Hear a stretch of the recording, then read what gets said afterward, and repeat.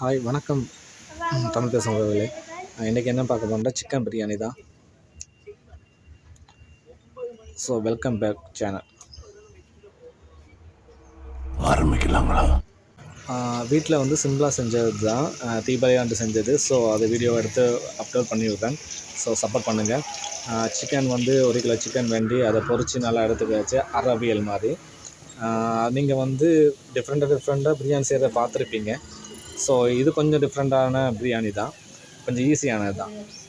தேவையான இறைச்சி பொரித்து வச்சுக்கிட்டு, அப்புறம் வந்து வெங்காயம், லீக்ஸு, பச்சை மிளகாய் இதெல்லாம் பொரித்து நல்லா தாளித்து எடுத்துக்கிட்டு, சும்மா தாளித்த வாசனை மனம் தான் கமகமான்னு வந்துச்சு.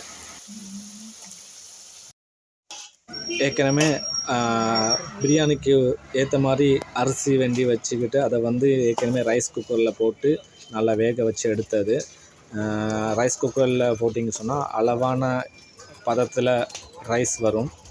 ஸோ அதை வந்து என்ன செய்யுங்க, எல்லாம் தாளித்த பிறகு அதை வந்து ஒரு பேசனில் போட்டு நல்லா கிளறினீங்கன்னு சொன்னால் அந்த கலர் வர வரைக்கும் செம்மையாக இருக்கும். வாசமும் செம்மையாக இருந்துச்சு. சாப்பிட்டு பார்க்கணும் போல் நாக்கு ஊறிக்கிட்டே இருந்துச்சு. ஸோ சிம்பிளான பிரியாணி தான். கண்டிப்பாக வந்து செஞ்சு பாருங்கள். என்ன இதுன்னு சொன்னால், இறைச்சியை வந்து வித்தியாசமான முறையில் பொரிச்சு எடுத்து தான் எல்லாம் ரெடி பண்ணோம். அதோடு வந்து பிரியாணி மட்டும் சரியாக வராது.